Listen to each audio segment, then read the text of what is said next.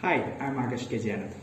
Today I'm going to give a book review about a popular psychological book known as Blink by Malcolm Gladwell. Malcolm Gladwell is a Canadian writer and journalist who has worked at a variety of newspapers and magazines, including the American Spectator, the Washington Post, and the New Yorker. He began publishing books in the field of popular psychology in 2000 with the release of Tipping Point and has garnered acclaim for both it and successive works such as Blink and Outliers, leading Time magazine to include him in its list of 100 most influential people in the year 2005.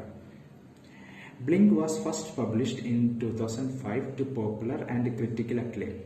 It has sold over 2 million copies worldwide, making it one of the most famous works of popular psychology of the 21st century. The Blink, The Power of Thinking Without Thinking, is a book about what we think without thinking, about choices that seem to be made in an instant in the blink of an eye. In introduction, Gladwell tells the story about J. Paul Getty Museum's purchase of a forged statue that could have been avoided if experts would have listened to their first impression. When this statue, a Greek chorus, was first presented to the museum officials in 1983, they immediately doubted its authenticity, even though didn't have any evidence to prove the statue was forged. After 14 months of examination and analysis of core samples, the statue was finally put on display in 1986.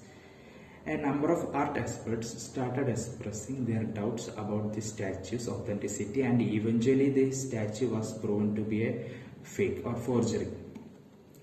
Gladwell refers to this example throughout the book to prove his point that the first impression is often the one we can trust. In Blink, Gladwell outlined 3 objectives of the book. Quick decision can be as good as slow, deliberate decision. The second one is that we need to know when to trust our instincts and when to ignore them. And third one is that we can learn to control our snap decisions. Generally, the human brain relies on 2 strategies to make decisions in any given situation. The first strategy is to consciously record and process information, weigh the pros and cons of the information. This kind of information processing is very slow, and in some situations there is just not enough time for it. And the second strategy is to make decision as quick as lightning. The unconscious makes snap judgment based on gut feeling rather than thorough analysis. Many people tend to only trust their conscious judgment and are uneasy about the decisions based on the feelings or intuitions. However, it turns out that snap decisions are frequently far superior to those made after thorough analysis. One of the things that makes someone an expert is the ability to recognize and interpret patterns. According to Gladwell, code breakers in World War II were able to identify Morse code operators by their unique way of tapping out codes. They could then locate these individuals as they moved around the battlefield, thus identifying their unit where their unit was. This definitely falls into operational security. Gladwell also talked about researchers who could predict a divorce or malpractice lawsuits after watching a married couple or a doctor talk for a few minutes. This accuracy was extremely high in these experiments. Gladwell also shared examples where this expert knowledge and decision making could be captured in systems. The key was to identify indicators that led to the right decision. One example he shared was about a hospital that used a checklist to determine what level of care to give a patient. Sometimes less information is more informative. In the case of Millennium Challenge, having more information bogged down operations and decision making.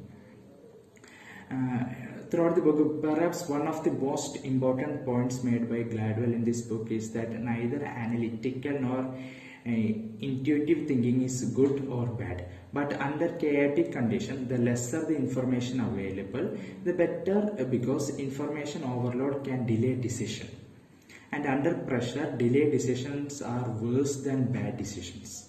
Gladwell illustrates this with an astonishing example of an experiment where sales of a jam shop were as high as 30% more when they had only 6 types of jam than when they had 24 types of jams. There's a difference.